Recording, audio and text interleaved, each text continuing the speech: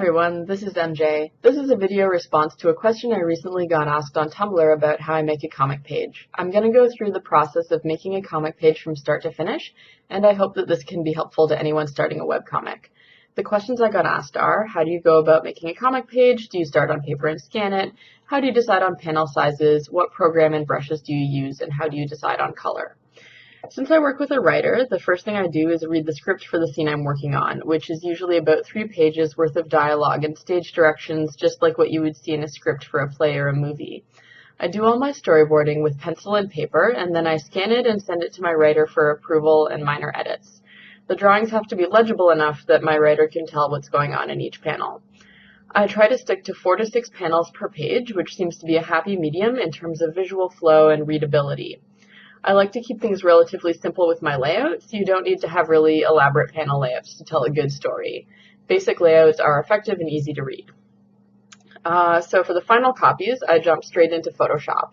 The page dimensions are 6 by 9 inches, and I work at 300 dpi because those are common specs for printing comics. I do have a comic page template that I start off with for every page. It has a neutral brown background with a white border around the edge of the picture on a separate layer. The neutral brown is there because I need to see where those white panel borders are, and I can't do that if the background is also white. The first thing I do is add panel borders as needed using the line tool. You can press the shift button to maintain a consistent horizontal or vertical line as needed. And the first thing I do is set up all the panels for each page. After that, I sketch out each panel using my storyboards as reference. Since I have a Cintiq, I can look at my storyboard pages on my main monitor while working on the digital sketch on my Cintiq monitor, and I don't have to flip back and forth between files in Photoshop, even though that's what I'm doing in this video so that you can see what I'm working on. The brushes I use for the comic are all free brushes that come with Photoshop. There's one rectangular brush in particular that I use a lot when I'm painting, but you can also use a standard round brush and get good results. I'll usually clean up the sketch afterwards by lowering the opacity of the initial sketch layer and then doing a cleaner sketch on top of it and then deleting the initial sketch layer. This line art layer doesn't have to be perfect since I'm going to be painting over top of it, but if your final comic is going to be flat colored or cel shaded, then I would put a bit more effort into making sure that the line art looks really good.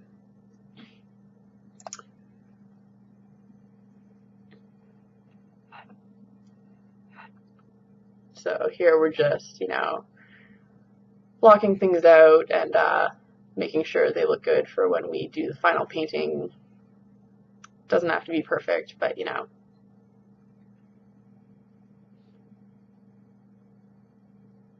Right.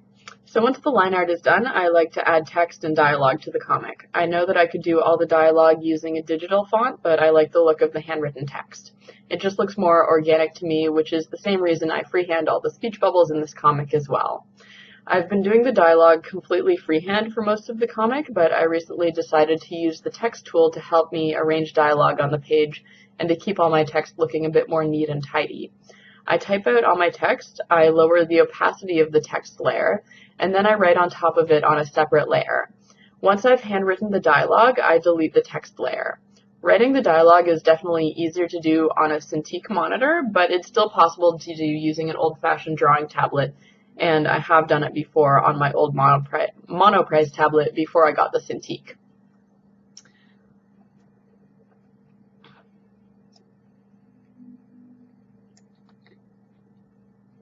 So we're just writing out text here.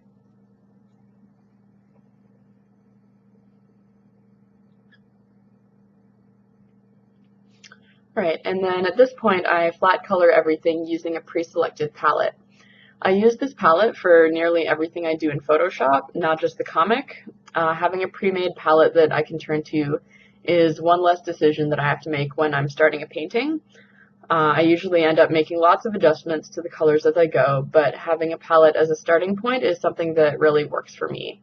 And sometimes I'll do palette challenges where I use, other pre-selected palettes, but for the comic I have, my own that I made. So I initially started out with some basic colors that I would use if I were painting traditionally, and then I ended up with all these reference charts for each character in order to maintain consistency throughout the comic, and I choose most of my colors from here, and then I lay down my flats as quickly as possible. The comic page I'm working on is a modern AU of Mica and Alta, which I came up with for this tutorial. I'm a big fan of alternate universe stories. It's a great way to imagine the characters in different scenarios which might not come up in the main narrative of the story, and it gives me a chance to see things from a new perspective every now and again. It also allows me to put characters together in fresh and interesting ways and to see how they interact with each other when they're not, killing dragons or summoning the undead. You're also going to see here that I flat color Mica's hair and anything else that's solid black on a separate layer, making it dark gray and then darkening the whole layer using the levels tool. This just helps me see what I'm doing as I'm blocking in colors. It makes it a little easier, so I can actually see the line art while I'm working. It doesn't get completely obscured by solid black.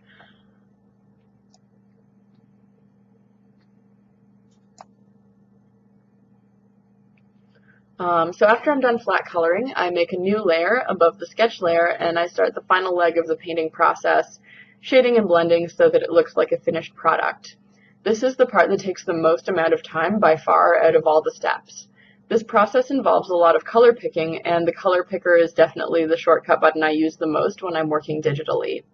I keep my brush on 100% flow and 80% opacity for this, but I encourage you to play around with those settings yourself, especially if you're using a different brush than me or if you're going for a different style.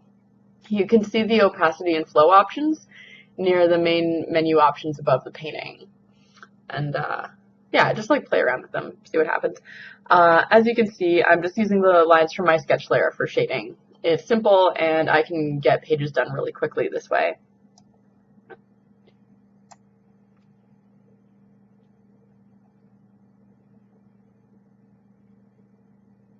Once the final painting is done, I add my speech bubbles on their own layer. I freehand all of these, but of course you can always just use the elliptical marquee if you want a more polished look. If a bubble isn't quite the right size or shape, then I'll sometimes use the transform tool to adjust it as needed. I also like to leave my speech bubbles without borders, but if you wanted to add borders, you can also do so by using the wand tool to select the speech bubble and then using the stroke tool from the edit menu options, or by also selecting the bubble with the wand tool and then going into the select menu options and clicking modify and then expand and filling in whatever border color you want on a separate layer underneath.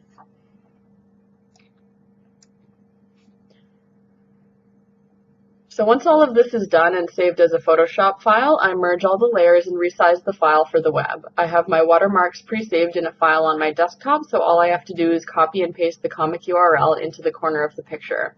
Don't forget to save this file separately from the original file as a JPEG or PNG so that you still have your full-size PSD to work with in the future if you need to edit something or if you're planning on printing your comic down the road. I hope this video has been informative. Thank you for watching, and please don't forget to read the Stoop-Gallants every Tuesday and Thursday.